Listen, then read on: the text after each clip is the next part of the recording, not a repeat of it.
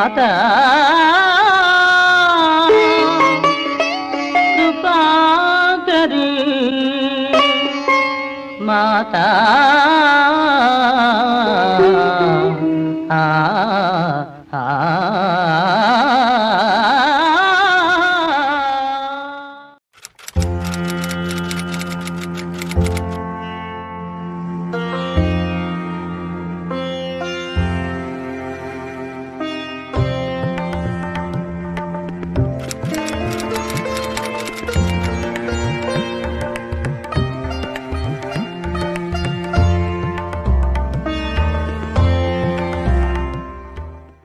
गुरुर्ब्रह्मा गुरुर्विष्णु गुरुर्देवो महेश्वरः गुरुर्साक्षात् परब्रह्म तस्मै श्री नरसिंहाचार्य बाबाय नमः लक्ष्मीकांतराव बाबाय नमः वेंकटराव बाबाय नमः।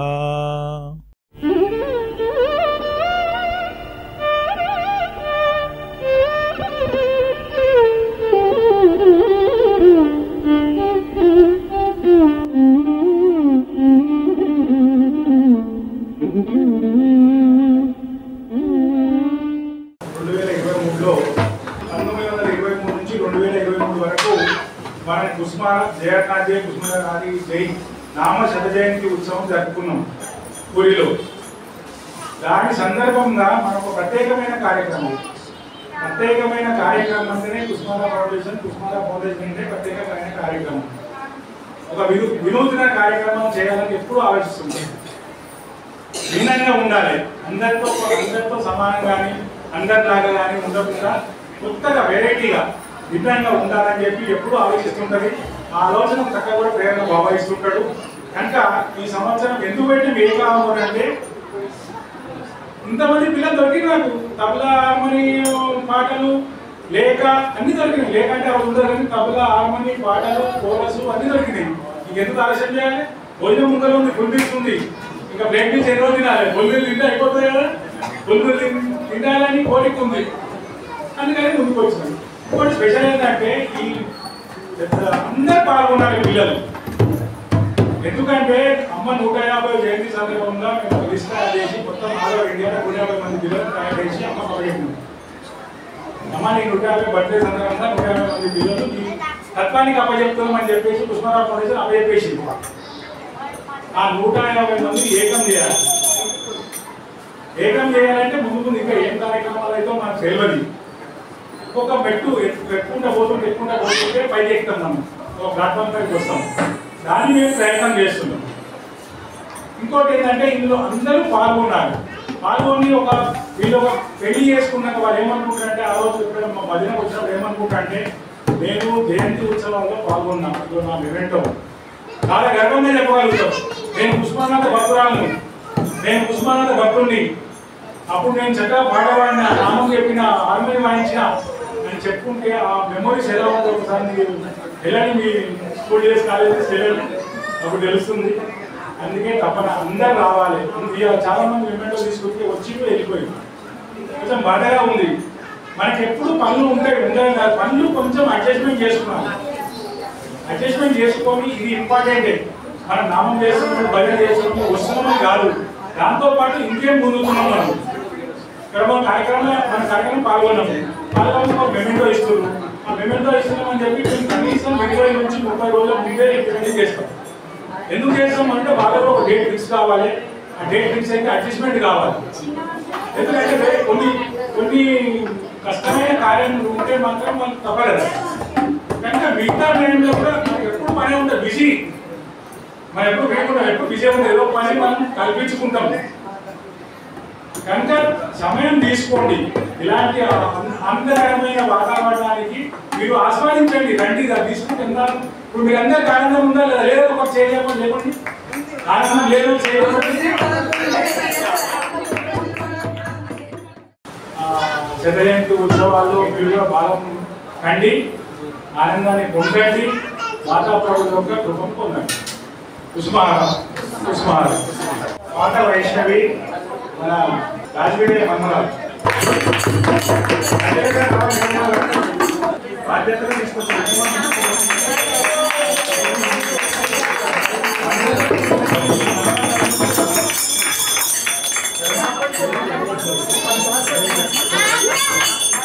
ఇప్పుడు అంచిత్ మొదటి అంచితో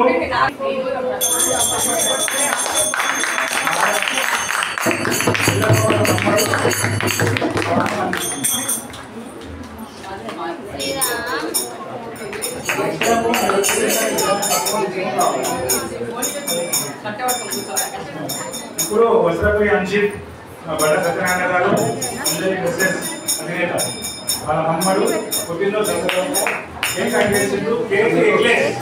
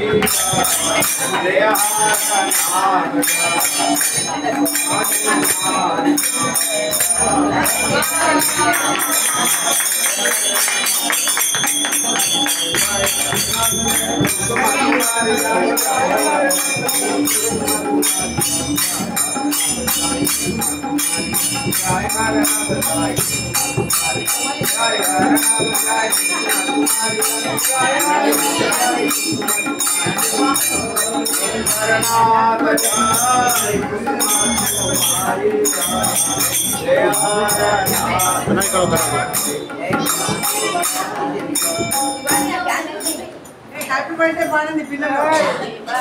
హ్యాపీ బర్త్డే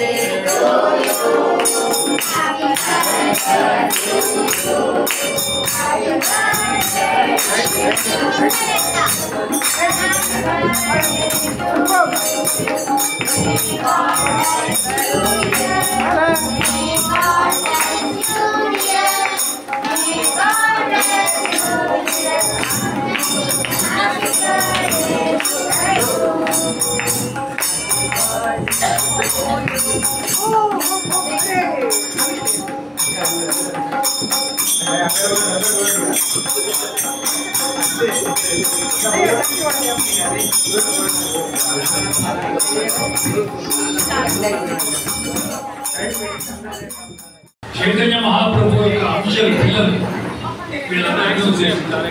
ఎక్కడైనా కూడా గత జీవితంలో పరిశోధనా సంస్థలో పనిచేసుకుంటున్న వాళ్ళు కుటుంబాలలో పిల్లల యొక్క పరిస్థితి ఎలా ఉంటుంది అనేటువంటిది క్షుణ్ణంగా ఎన్నో పరిశోధనలు నేను పరిశోధన చేయడం జరిగింది. నా ఉద్యోగ రీత్యా రీసెర్చ్ పరిశోధన. పిల్లలు ఎందుకు రాక్షసులా మారుతున్నారు అంటే మొట్టమొదటి కారణం వాళ్ళకి కనీసం ప్రేమ ఇంట్లో దొరకటం లేదు. పూర్వకాలం ఉన్న చూసుకోవడం ఉండేది. చక్కగా తాత మామ ఏదో భారతం రామాయణం కథ చెప్పడం వినడం ఒక పద్ధతి ఉండేది సంసారంలో. ఆయన హస్బెండ్ భర్త రెండో ఉద్యోగం మొదలు ఈవిడేటో ఉద్యోగంలో వీళ్ళు ఉండే స్కూల్ లేకపోతే క్రష్లో ఉంటారు. అనుబంధం అనేటువంటిది లోపించిపోయింది. పిల్లలకి పెద్దలకి మధ్య ఉండేటువంటి అనుబంధం, తల్లిదండ్రులకి పిల్లలకి ఉండేటువంటి అనుబంధం గత 40 సంవత్సరాలుగా పరిశోధనా సంస్థలో చూస్తున్నది ఇది. వాళ్ళని ప్రశ్నిస్తే వాళ్ళ సున్నితమైనటువంటి హృదయాల లోపల మనం ప్రశ్నించగలిగితే వాళ్ళు దేనికోసం బాధపడుతున్నారో వాళ్ళు అతనికి వాళ్ళే చెప్తారు. నాన్న నాతో మాట్లాడలేదను, నాన్న కొట్టాడను, అమ్మ తిట్టిందనో అమ్మ నాన్న కొట్టుకుంటున్నారనో ఇట్లాంటి విషయాలు చెప్తారు పిల్లలు. ఏమీ తెలియనటువంటి పిల్లల యొక్క పసి మనసులో ఈ రకమైనటువంటి దౌర్భాగ్యం ఎందుకు వస్తుంది అంటే సక్రమమైనటువంటి ఒక క్రమశిక్షణ లేకపోవడం. మొట్టమొదటి ఏంటంటే భగవంతుడి మీద విశ్వాసం లేకపోవడం. ఇది పెద్ద సమస్య. ఉన్నాడా, నువ్వు చూసావా, నువ్వు చూస్తే ఏం మాట్లాడావు, నీకేం చెప్పారు, నువ్వు నాకు కనపడ్డాడు, నాతో మాట్లాడాడు, నాకు ఏదో చెప్పాడు, నీకు చెప్తే నీకు ఏమర్థం అవుతుంది? కొన్ని అనుభవపూర్వకంగా తెలుసుకోవాల్సినటువంటి విషయాలే కానీ రోజుతో చెప్తే తెలిసేటువంటి విషయాలు కావు. బాగా ఉన్నాడా అంటే ఉన్నాడని కొన్ని వందల మంది చెప్తారు, వాళ్ళ దగ్గర లక్ష నిదర్శనాలు ఉన్నాయి. కలియుగంలో ప్రేమావతారంలో ఆ మహానుభావుడు పిల్లలను ఉద్దేశించి రాసినటువంటి ఉత్తరాలు ప్రతి తల్లిదండ్రులు పిల్లలకి చదివి వినిపించాలి. మొట్టమొదటిది ఏంటంటే ఆయన పిల్లల్ని ఎప్పుడు ఉద్దేశించినా ఆయన తల్లిదండ్రులని ప్రేమగా చూడు. ఈ మాట ఎంతమంది తల్లిదండ్రులు చిన్నపిల్లలకి చిన్నప్పటి నుంచి చెప్తున్నారు. తర్వాత బాధ్యత. చిన్నగా ఉన్నటువంటి ఈ పిల్లాడిని నిరంతరం నామం చేసుకోవాలంటే వాడికి ఏమర్థం? వాడికి ఇప్పుడున్న బాధ్యత ఏంటి? చక్కగా చదువుకోవాలి. చదువుకోవడంతో పాటు వాడు ఏం చేయాలి? చక్కగా పొద్దున్న లేవాలి, స్నానం చేయాలి. మనం ఇంట్లో పెద్దవాళ్ళం పూజ చేసుకుంటే పిల్లలు కూడా మనతో పాటు వచ్చి కూర్చుంటారు. వాళ్ళు కూడా వచ్చి మనం చేసేటువంటి పూజా విధానాన్ని అనుకరించడానికి ప్రయత్నిస్తారు. మన పరంపరలో మనం ఇంతవరకు తరాల్లో చూస్తుందంటే ఇప్పుడు దేవుడి దగ్గర కూర్చోవడానికి 9 చేసుకుంటే ఉద్యోగాలు 5 రాత్రుల వరకు నిద్ర ఉండదు. పగలు ఎప్పుడో లేస్తారు, ఏదో తింటారు. హాస్పిటల్ సెంటర్స్ ఉన్నాయి. ఏదో బతుకుతున్నాం కాబట్టి బతుకుతున్నాం అని కానీ ప్రేమదత్వంతో ఒక తల్లి తండ్రి లాంటి ఒక భార్య భర్త పిల్లలు ఒక కుటుంబం ఒక వ్యవస్థ ఒక సరదాగా కూర్చోవడం మాట్లాడుకోవడం అనేటువంటిది సమాజంలో నాశనమైపోయింది లేదు. ఇది నేను ఒక ఆంధ్ర రాష్ట్రంలోనే కాదు, మొత్తం దేశంలో ఎన్నో చోట్ల పరిశోధన సంస్థల్లో పనిచేసి ఇళ్లలో వెళ్ళి వాళ్ళ కుటుంబ విషయాలు రాసుకుంటూ ఉంటే నాకు అర్థమైనటువంటి విషయం. అయితే ఇప్పుడు ఏం చేయాలి? సమస్యలు అందరూ చెప్తారు, పరిష్కారం ఏమిటి? పిల్లవాడికి 60 ఏళ్ళ వాళ్ళకి తాతకి వచ్చేటువంటి ప్రాబ్లం ఎలా వస్తుందంటే ఈ 60 దాటిపోయిన వాళ్ళకి ఆరోగ్య సమస్య, ఈ చిన్నపిల్లలు 6 ఏళ్ళు 8 ఏళ్ళ వాళ్ళకి బుద్ధిలేని సమస్య. విపరీతంగా ఆడుకోవాలని గంతులు వేయాలని అది చేయాలని ఇది చేయాలని ఆడుకుంటారు. ఈ 60 ఏళ్ళు దాటిన వాళ్ళకి కోరుకుంటారు. ఈ 60 నుంచి 6 లోపల ఉన్న వాళ్ళకి కోరుకుంటారు. తీరిపోవాలి. ఇలా ఉంటే పిల్లలు ఎట్లా బాగుపడతారు? పూర్వకాలం మేము చరిత్రలో చదువుకున్న రోజుగా వాళ్ళకి ప్రజా పోటీలని, ఎస్ఎస్ రేటింగ్ అని, తర్వాత పాటల పోటీలని ఇట్లా పెట్టి వాళ్ళని ప్రోత్సాహం చేసేవారు. ఇప్పుడు మనకి ఆ తత్వంలో ఈ అవకాశం ఉంది, అరుణాథ తత్వంలో. ఇక ఏ తత్వంలోనూ ఈ అవకాశం లేదు. కుసుమనాథ తత్వంలోనే నామం చెప్పించడం, పాటలు పాడించడం, బాబా గురించి మాట్లాడడం నేర్పడం, బాబా రాసినటువంటి ఉత్తరాల గురించి పిల్లలకి చెప్పడం, వాళ్ళని చదివించడం. వాళ్ళు ఏం అర్థం చేసుకున్నారు? ఇప్పుడు 10th క్లాస్ చదువుతున్నటువంటి పిల్లలకి ఒక లెటర్ చదివి దీంట్లో నీకు ఏం నచ్చిందిరా అంటే కూడా చెప్పాడు. ఆ ప్రయత్నం ఎక్కడా జరగదు. ఎవరిని వెళ్తాం, ఎవరిని బ్లేమ్ చేస్తాం? సమాజంలో ఎవరి బాధ్యత వాళ్ళు సక్రమంగా నిర్వర్తిస్తే ఈ రకమైనటువంటి అవస్థ ఉందో పిల్లలతో. ఇప్పుడు వచ్చేటువంటి జనరేషన్లో హైపర్ యాక్టివిటీ పిల్లల్లో చాలా ఎక్కువ, అంటే చాలా తీవ్ర స్వభావం, దుందుడుకు స్వభావం. అది మనకి వాతావరణంలో వచ్చిన మార్పులో తెలియదు, మరి సైన్స్లో క్రమక్రమంగా వచ్చేటువంటి మార్పులో తెలియదు. పిల్లల్లో విపరీతమైనటువంటి విపరీతమైనటువంటి తీవ్ర స్వభావం, కొట్టడం, తీయడం, పరిగెట్టేయడం, ఒక కంట్రోల్ లేకుండా అన్నింటినీ కంట్రోల్ చేయగలిగేది అరుణాధనామము. ప్రయత్నించి చూడండి. ఎంత అల్లరి చేసే పిల్లాడైనా కూర్చోబెట్టి సీతారాయణ పాట నెమ్మదిగా పాడుతుంటే వాడు చక్కగా ఇలా నోరు తెరిచి కళ్ళు తెరిచి ఉంటుంటే అలా కూర్చోవడం అలవాటు చేసి నెమ్మదిగా పట్టి ఆ పాటను పాడించడం నేర్పితే వాడు ఇంకా నా మనవడితో నేను చేసిన ప్రయత్నం అదే. భగవంతుడి దేవాల ప్రయత్నం ఫలించింది, చాలా పాటలు వాడికి వచ్చాయి. అయితే ఇంకా దుందులు స్వభావం పోలేదు వాడిని. అంచేత దాన్ని పోగొట్టడానికి ఎలాగనేది వాడి అమ్మమ్మ నేను కూర్చొని నిరంతరం ఆలోచించి సన్నజాజీలో సంపంగి పూలో చిలిపి చిన్నారులో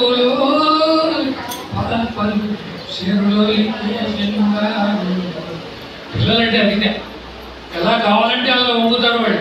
ప్రేమతో పిలిస్తే ఏ పిల్లవాడు కూడా వ్యతిరేకంగా కాసేపైనా మాట వింటాడు.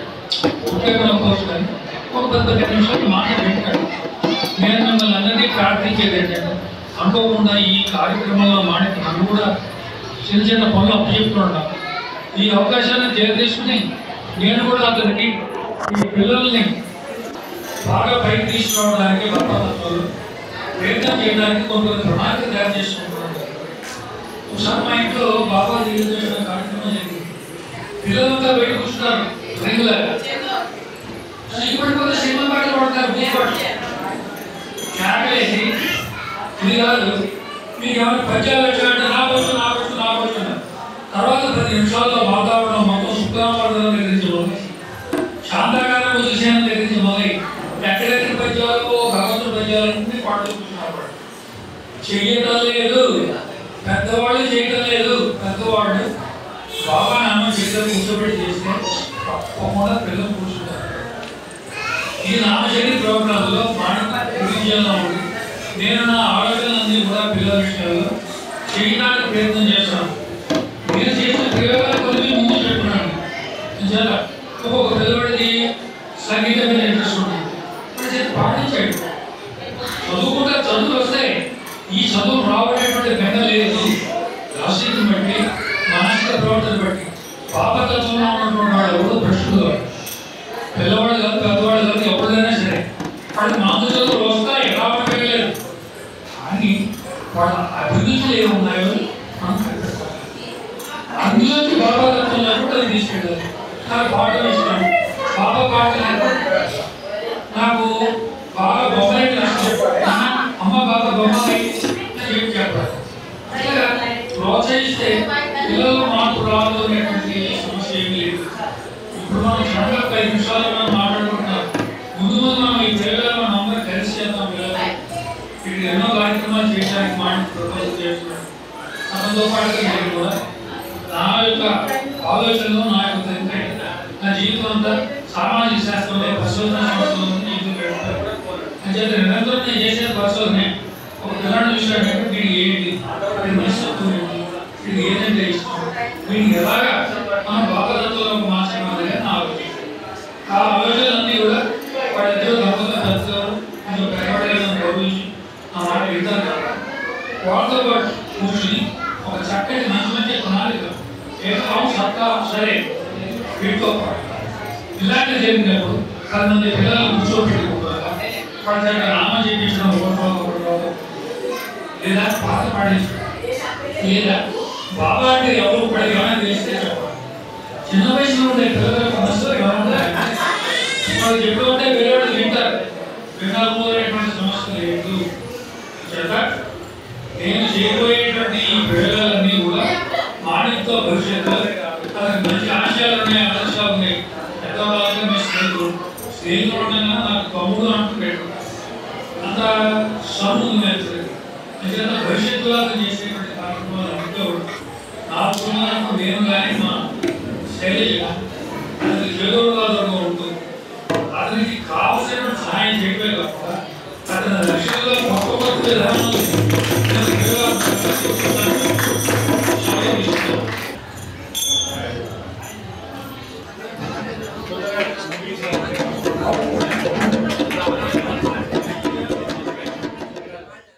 ముందుగా బండ సత్యనారాయణ గారు ఎక్కడ వాళ్ళ ఫ్యామిలీ రావాల్సిందిగా కోరుతున్నాము. ఈ కార్యక్రమానికి నేనున్నాను అని చెప్పి జగనాథ కార్యక్రమానికి 10,000 రూపాయలు వారు సమర్పించుకున్నారు. వారికి పుష్పన్నకు ఆయువు ఆరోగ్యము ఐశ్వర్యము అన్ని ఇవ్వాలని చెప్పి సేవాభావం చెప్పండి ఒకసారి.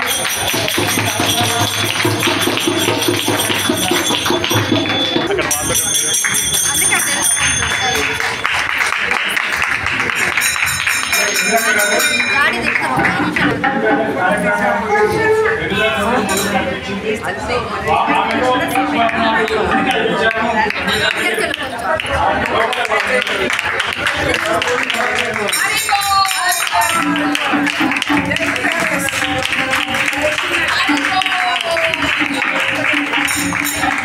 అలాగే చిన్న చిన్న అమ్మ బాబా ఆమెలో దూరి కళ్యాణ బట్టలు తీసుకున్నారు.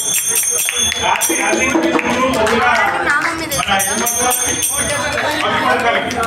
మీరందరూ చూసిరో లేదో, రాత్రి ఎల్లో కలర్ ఉండే, పొద్దున మధుపర్కలు ఉండే, తర్వాత రిసెప్షన్ కలర్ఫుల్ డ్రెస్ ఉంది. దీనందరికీ కారణం చూస్తున్నారు. నాకు ఏమన్నా ఏమి చేయలేదు. ఉస్మానాథ్ మాకు మీ అడ్డ చేసాడు, ఇంటికి వచ్చాము, మీతో పని చేసుకున్నాం. అంటే మాదేం లేదు, మేము మీతో మాత్రమే. మా బడంపేట పెద్దక్క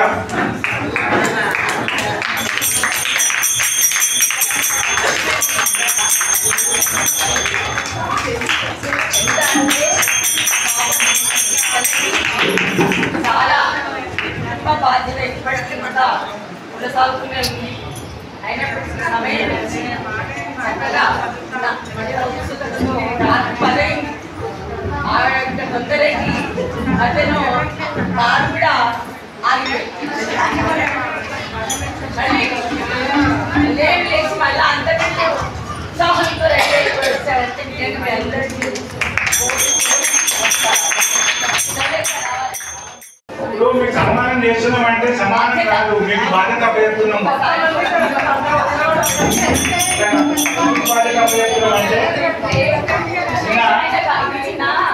ఎందుకంటే నిన్న మనము నలుగు పెట్టి హైవే ఫంక్షన్ చేసి వేసాం కళ్యాణం.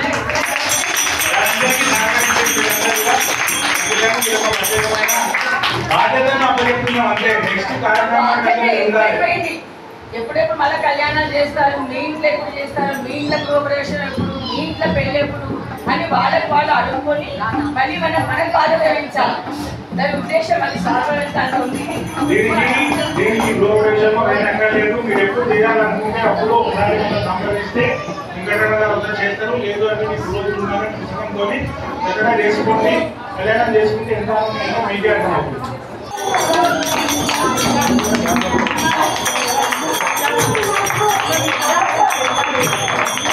అవును, ఇక్కడ ఇద్దరు ఒక 6 దంపతులు ఉన్నారు. మేము ఇన్వైట్ చేస్తే రాలేమేమో అని అన్నారు. కానీ మాతా ప్రభువుల యొక్క విశేషమైన కృప, ఎందుకంటే అందులో పుట్టి అందులో పెరిగి ఎన్నో భజనలు చేసినటువంటి భక్తులు వాడు. అలాంటి 6 దంపతులైనటువంటి సుబ్బారావుంకుల్ రాధాంటి కూడా ఒక్కసారి మమ్మల్ని ఆశీర్వదించడానికి ఈ వేదికపైకి రావాల్సిందిగా సహృదయంగా వారిని కోరుతున్నాం.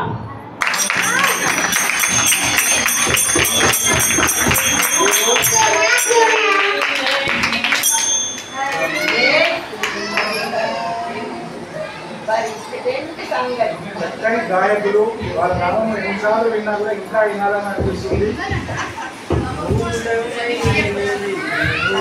వాళ్ళకి వచ్చిన పెద్దలకి, వాళ్ళ తల్లిదండ్రులకి, నాన్నమ్మలకి, అమ్మమ్మలకి, బాబాయ్కి అందరికీ కూడా నా పాదవేదన చెప్తున్నాను.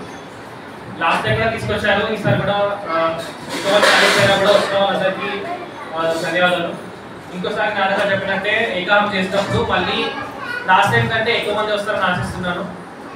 ప్రతిసారి ఇలా ప్రతి సంవత్సరం ఏదో కార్యక్రమం చేస్తూనే ఉంటాం. దానికి మీరు చేయాల్సినంత ఇక్కడికి రావడం, భజన చేయడం, తర్వాత ఆనందం పొందడం మాత్రమే.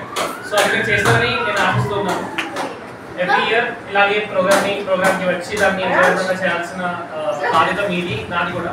సో నేను చేస్తాను, మీరు కూడా చేయండి అని ఆశిస్తున్నాను. మరొకసారి అందరికీ ధన్యవాదాలు.